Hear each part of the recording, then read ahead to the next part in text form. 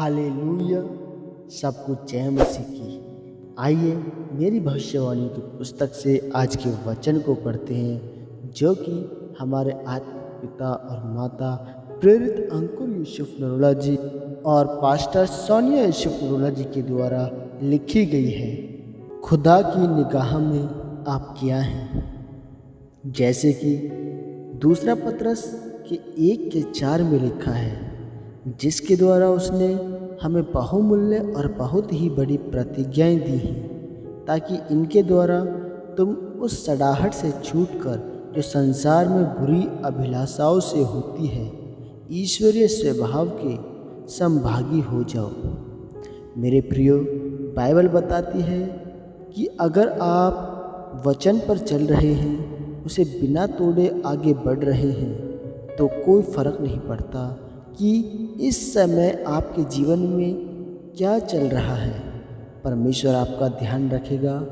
परमेश्वर ने कहा कि तुम बुरी अभिलाषाओं से छूट जाओ, जो कि सिगरेट पीना, गंदा देखना, गंदी फिल्में देखना या कुछ भी हो सकता है, क्योंकि इनके द्वारा तुम सड़ोगे।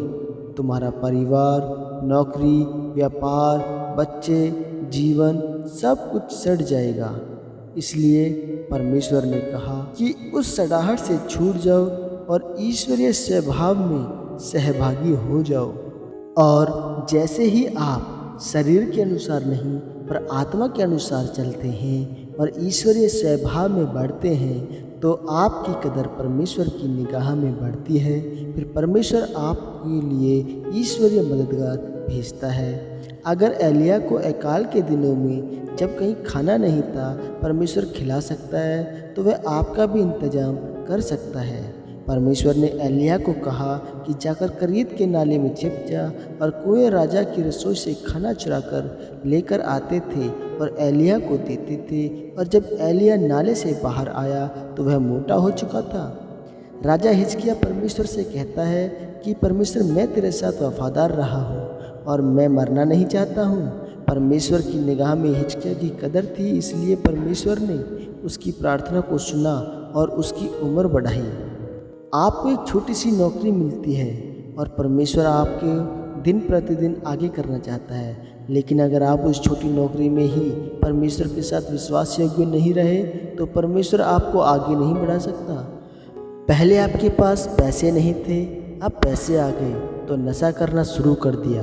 पहले घर में टीवी नहीं था, अब टीवी आ गया, लेकिन उसके साथ बुरी चीज़ें भी आ गई। लेकिन अगर आप थोड़े में ही विश्वास योग्य रहे और ज़्यादा में भी वफादार रहे, तो परमेश्वर आपको वह सब चीज़ें देगा जो आपको अपनी बुलाहट को पूरा करने के लिए चाहिए।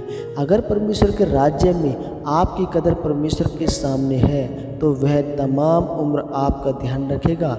अगर आप तरह तरह का विरोध करेंगे और पाप करेंगे, तो परमेश्वर के सामने आपकी कोई कीमत नहीं रहेगी। इसलिए ईश्वरीय स्वभाव में रहते हुए परमेश्वर के राज्य के लिए, अपनी चर्च के लिए, अपने अगुवे के साथ खड़े हों, जिससे कि परमेश्वर की नज़रों में आपकी कीमत बढ़ सके और आपके जीवन में परमेश्वर अपनी महिमा को दिखा सके और आपको ऊंचा कर सके। आमीन।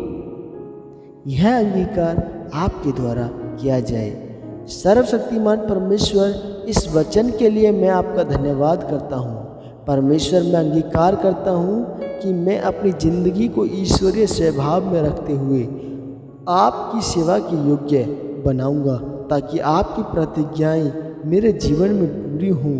प्रभु यीशु मसीह के नाम में आमीन।